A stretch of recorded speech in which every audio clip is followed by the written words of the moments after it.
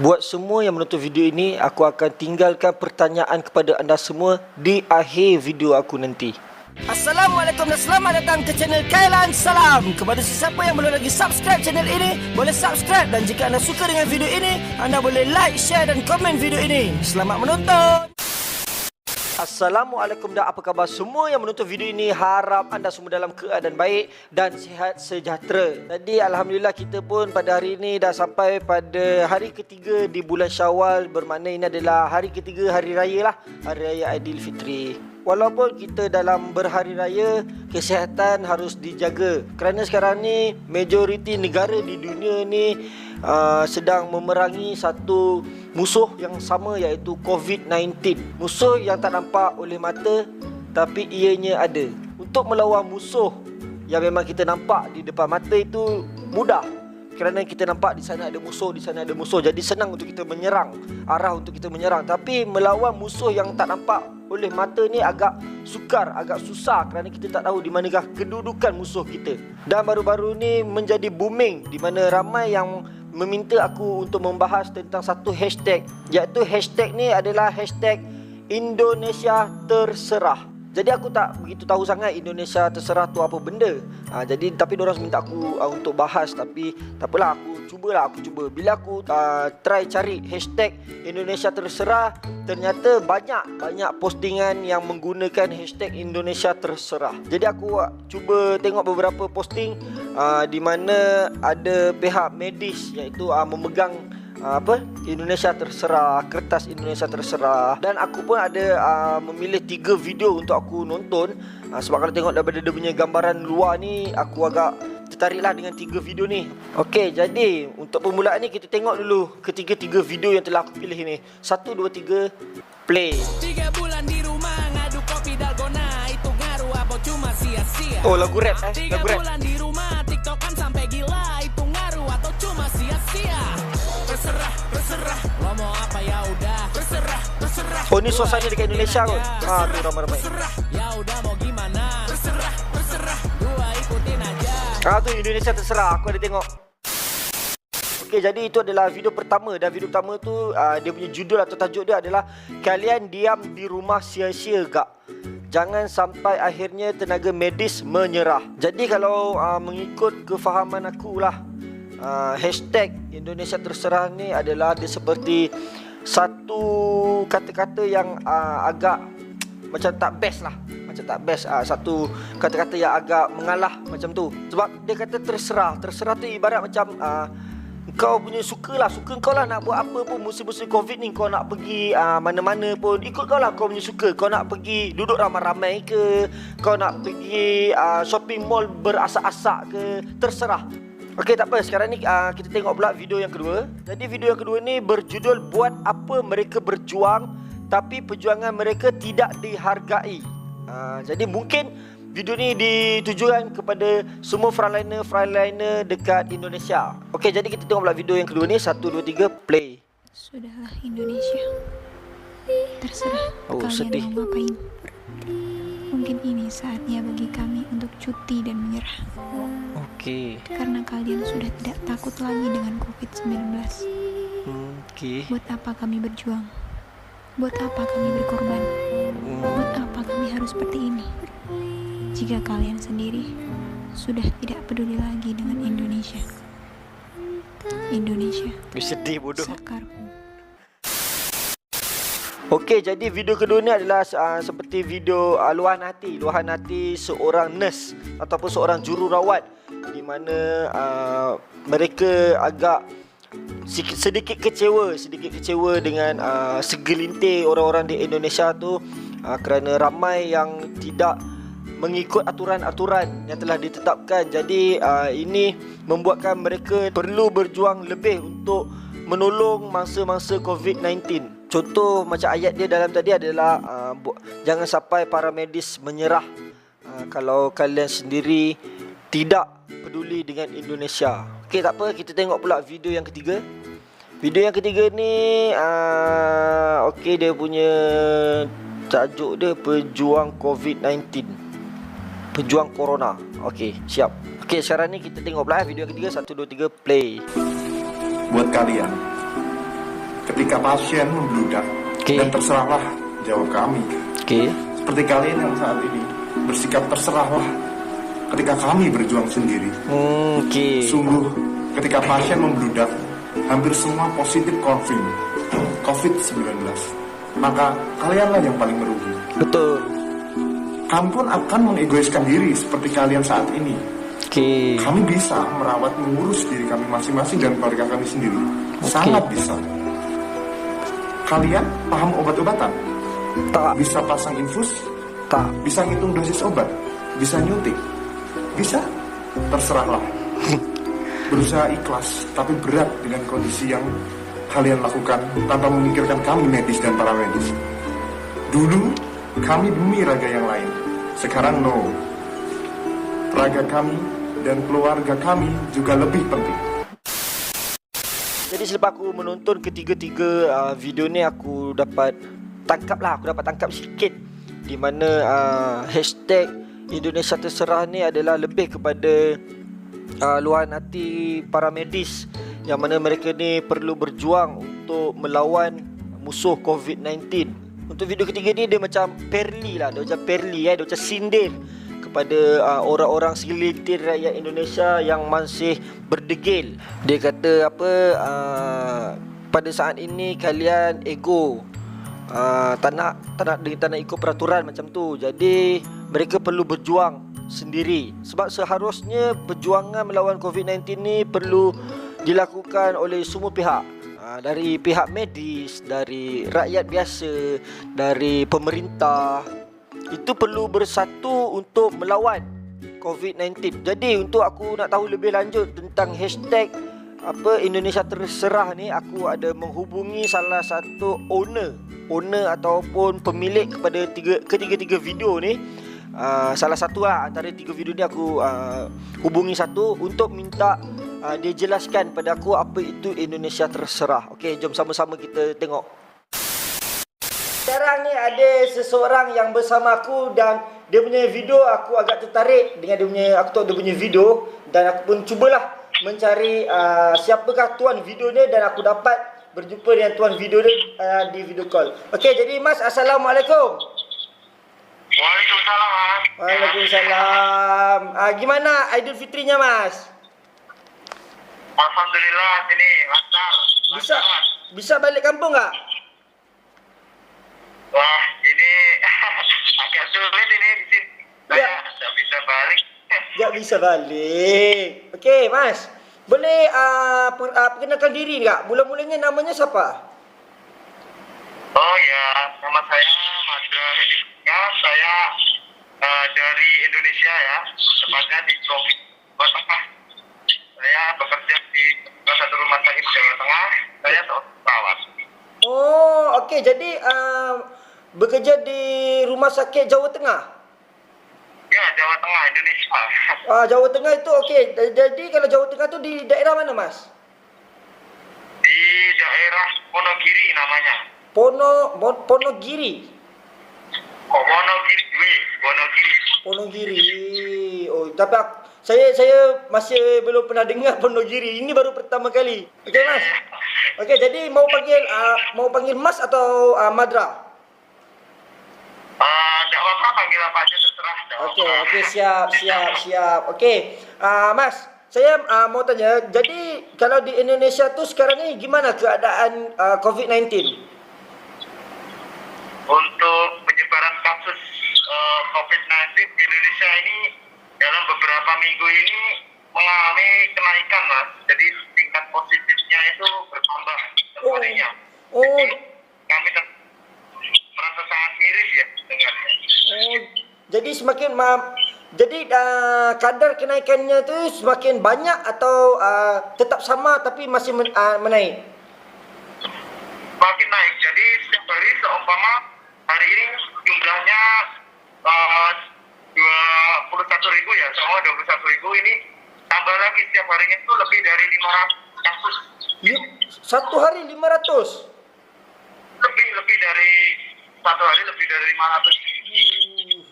Banyak. Kalau 500 tu dianggap banyak lah, Mas ya?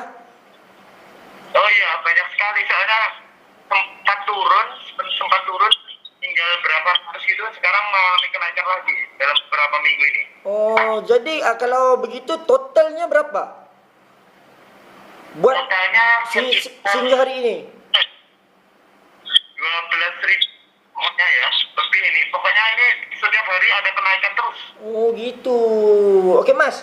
Saya mau tanya. Oke. Ya. Jadi saya itu sebenarnya saya terjumpa Mas punya satu video. Video itu ada Mas pakai masker sama itu tutup rambut. Jadi Mas ada bercakap itu kan tentang apa? Tentang Indonesia terserah. Okey. Oh, ya. Jadi boleh enggak jelaskan pada saya apa itu Indonesia terserah dan juga bagaimana hashtag Indonesia terserah itu booming? Indonesia terserah, sebenarnya hashtag Indonesia terserah di Indonesia Okey. itu booming karena itu suatu wujud kekecewaan kami ya sebagai para aktivis dalam menangani kasus ini. Dalam sebagian masyarakat itu sulit diajak bekerja sama. Jadi ada mau sebagai masyarakat itu di kasih peraturan PSBB itu malah ditolak. Kebanyakan sering keluar, sering aduh. Okey. Jadi itu protes kami atau kecewaan kami aja sebenarnya. Yalah, sebagai seorang yang bekerja di bahagian medis itu mesti rasa agak sedih lah dengan benda ni. Ya kan sedih sebab banget. gimana? Ya sangat miris, sangat sedih sekali. Ya. Karena setiap hari kan terus bertambah di Indonesia. Sedangkan di negara-negara lain pun ini sudah mulai mengalami penurunan di negara Ya, lain. benar-benar. Jadi kalau begitu bagaimana hashtag itu jadi booming? Hashtag itu booming dari beberapa medis yang kewalahan mungkin dalam penanganan kasus ini. Karena setiap hari mengalami penambahan kasus dan minimnya jumlah medis yang sedang merawat pasien COVID ini. Jadi kita sebagai medis itu rasanya kekurangan tenaga medis penanganannya. Gitu. Okey, jadi bermakna kalau pendapat peribadi Mas dengan hashtag Indonesia terserah itu Mas setuju atau enggak? Menurut saya, Indonesia terserah ini yang dibuat perawat ini sangat setuju sekali karena di sini agar masyarakat tahu ini loh sebagai perawat medis itu pengorbanannya seperti ini. Jadi kita merawat pasien itu enggak semudah yang mereka bayangkan gitu loh. Jadi merawat pasien ini sangat-sangat benar-benar harus hati-hati dan kita harus jaga kesehatan, tidak boleh sembarangan. Betul. Jadi saya sebagai medis tidak menyebut semua masyarakat, cuma ada beberapa sebagian masyarakat aja yang sulit diatur. Ya, benar. Kalau saya pendapat peribadi saya, kalau saya adalah seorang medis, itu pasti saya juga merasa agak kecewa gitu. Ya, Sebab benar, kalau Mas mau tahu, saya juga adalah seorang tentera di Malaysia. Gimana? Saya juga adalah seorang tentera di Malaysia. Oh, frontliner. Ya, saya juga adalah tentera di Malaysia. Jadi kita sebagai apa yang di barisan hadapan ini seperti tentera, seperti medis atau seperti polis, itu kita udah bikin yang sebaik mungkin untuk menjaga orang-orang di negara kita gitu. Tapi bila masih ramai yang tidak menghiraukan dengan dengan peraturan yang telah ditetapkan, itu pasti kita rasa kecewa, betul? Benar Mas, saya juga sebenarnya tidak tenaga medis saja, saya juga sangat melihat sangat kasihan melihat polisi, tentara yang jaga setiap pos. Ya, benar. 24 jam.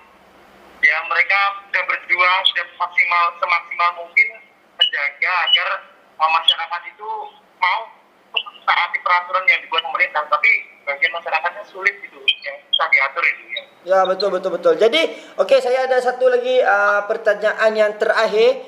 Iaitu apa Mas punya apa Mas punya pesanan ataupun Mas punya harapan kepada semua rakyat Indonesia dan juga kepada semua frontliner di Malaysia, di Indonesia.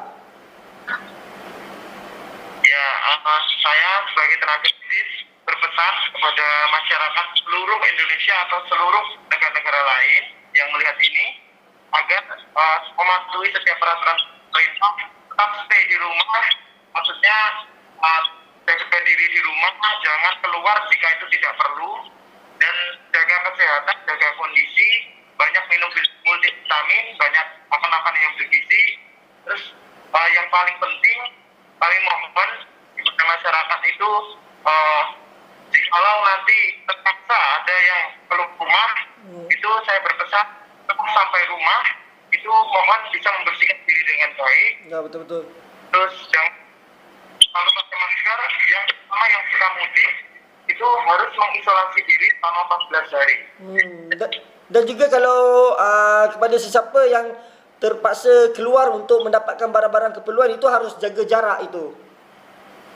Nah ya, itu harus dan jaga. mereka yang suka keluar itu yang suka seumpama ini yang lagi booming di Indonesia ini yang mall ini ya, lagi di mall banyak ini deket-deket semuanya tidak ada jarak. Jadi seperti kita tahu kalau di Indonesia itu, Indonesia dan juga Malaysia adalah majoritinya adalah orangnya Islam. Kalau sekarang ini adalah hari Lebaran Aidilfitri. Gimana rakyat-rakyat di Indonesia itu membuat persiapan menyambut hari Aidilfitri? Adakah mereka keluar beramai-ramai untuk mendapatkan barang-barang, membeli baju-baju Aidilfitri? Gimana? Ya, ini sebagai masyarakat ini juga sebagai masyarakat yang itu ya, ini kebanyakan itu ada yang keluar rumah untuk membeli perlengkapan, dan itu sebenarnya sangat dihimbau sekali agar mereka itu bisa mematuhi peraturan sebenarnya. Tapi ini juga masyarakat yang menyebut Idul Fitri ini dengan sukacita, tapi juga mematuhi peraturan juga ada. Jadi dari rumah itu tidak dibiasakan berkunjung ke rumah, hanya bersilaturahmi lewat media sosial. Ya, betul. Okey, jadi yang paling terakhir sekali sedikit pesanan. Mungkin Mas mahu berterima kasih ataupun mahu memberi pesanan kepada semua frontliner ataupun barisan hadapan di Indonesia.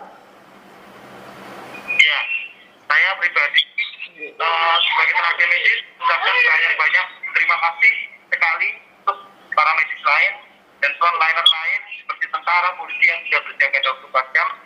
Semoga kita semua tetap dalam perlindungan Allah Subhanahu wa taala, diberi kesehatan dan dijauhkan dari berbagai penyakit itu aja.